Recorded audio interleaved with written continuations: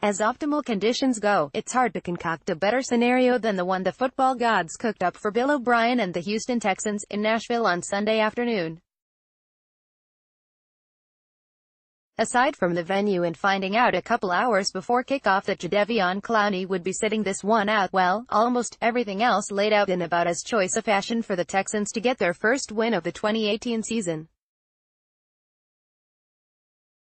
For one thing, the Titans were about as undermanned offensively as a Houstonian could reasonably dream.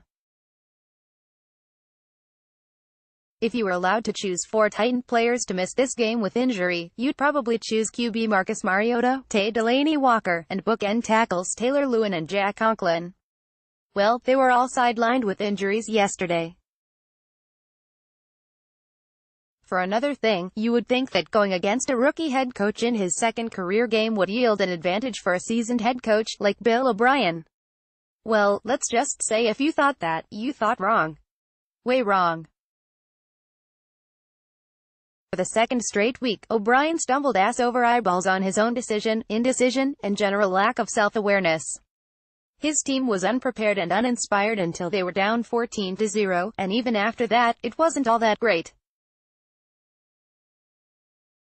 Indeed, the Texans fell in inexcusable fashion to an undermanned but motivated Titans team by a final score of 20-17. The Texans are now 0-2 on the season, and in 8 days O'Brien has sucked all the life out of the season and rendered the fan base numb knowing he is still making the same mistakes now, sans Rick Smith, and slathered in alignment with Brian Gaine, that he's been making since 2014. All that alignment doesn't mean squat if you don't cover gunners of the opposing punt team, which brings us to winners and losers from yesterday's debacle, WINNERS 4. Mike Vrabel. It's been hotly debated throughout the offseason as to whether or not Vrabel deserved a head coaching gig in the NFL with his resume. In the end, it doesn't really matter. The Titans think he's ready to be a head coach, and that's all that's relevant.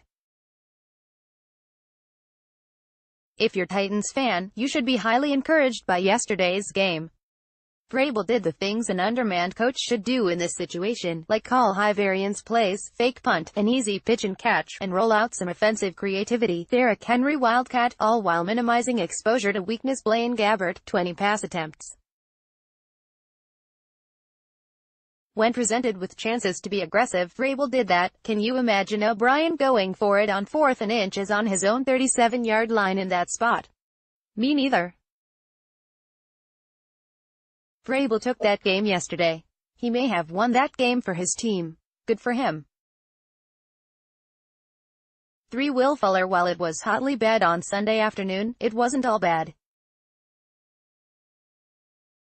Fuller thankfully seceded from hamstring pull nation, living behind a citizenry of Keke Coutee and Sammy Coates, and promptly picked up right where he and Deshaun Watson left off in Seattle last October. Fuller hauled in 8 catches on 9 targets for 113 yards and the go-ahead touchdown in the fourth quarter. Fuller looked good running a variety of routes, and Watson did a nice job taking what the defense was giving Fuller in the way of cushion. If Watson gets time to throw, this offense is going to be fine, especially the way they're running the football. Speaking of which, point 2.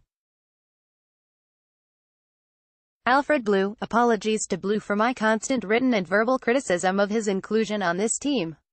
I figured his signing, late as it was in the whole off-season process, was a matter of settling for someone who knew the system, and helped on special teams, and insert any of a number of O'Brien cliches.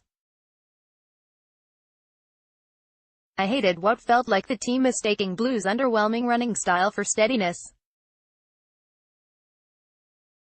Well, he's been a perfect backup tailback so far this season, showing a decisiveness and explosion that came in super sporadic bursts his first 4 years in the league.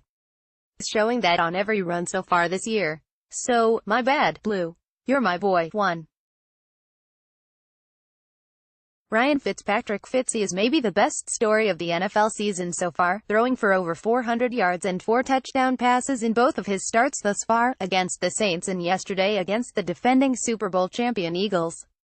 He may be stealing Jameis Winston's starting job, and he is, for sure, winning the press conference game. LOSERS 4. Brad Seely's special teams were a real bright spot in Week 1 against the Patriots. In week 2, not so much. For the second straight week, the Texans made a crucial mistake that forfeited momentum and pulled the opposing crowd into the game, each time right after the defense was able to get off the field. Last week, it was Deshaun Watson's fumble on the first play from scrimmage, and this week, it was this 66-yard pass by Kevin Byard when the Texans inexplicably let some guy named Dane Cruikshank uncovered. Inexcusable. Also, the Texans had a missed field goal, a net punt of 18 yards setting up the Titans' final drive, and more than their share of penalties on special teams. The pretty much every year in team history special teams showed up yesterday. 3. Whitney Merciless. Hey, if anybody knows where Merciless is, can you let the Texans know? At some point, they're going to learn he's missing, and I think they'll really be concerned.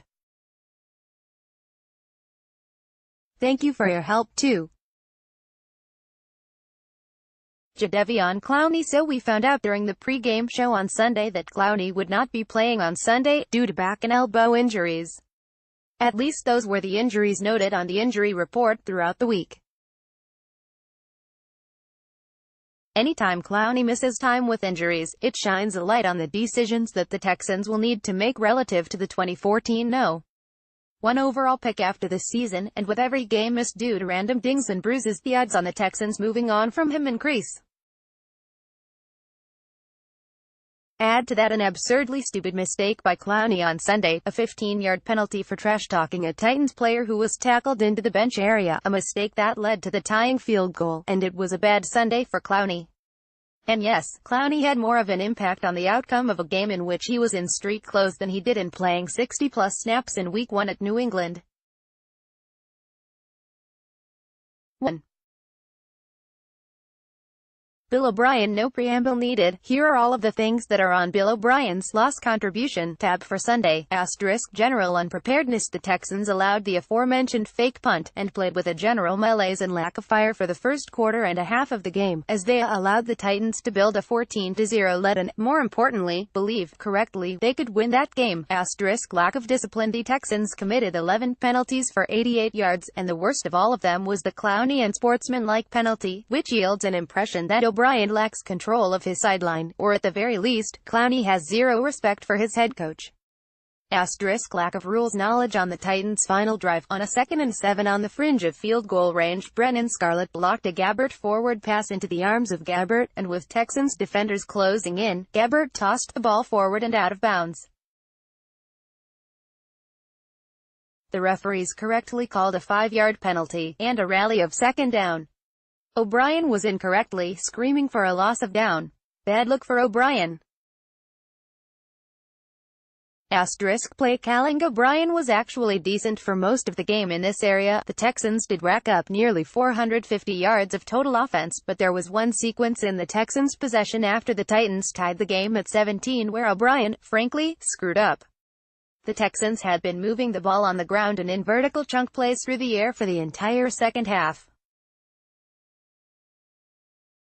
Yet on a 1st and 10 at the Tennessee 39-yard line, he decided to call back-to-back missile screens to Fuller and Hopkins, followed by a futile, rush deep ball to Fuller on 3rd and 8. It's little things like this, O'Brien not being able to resist getting cute, that undermine his offense sometimes. This was one of those times. At this point, winning the next 3 games, home for the Giants, at the Colts, home for Dallas, has become a virtual necessity for O'Brien to merely get the fan base back to guarded skepticism about his ability to just guide this team in the right direction, let alone any type of deep playoff run.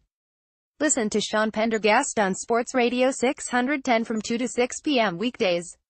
Also, follow him on Twitter at http://twitter.com/StPendergast and like him on Facebook at https://www.facebook.com/StPendergast.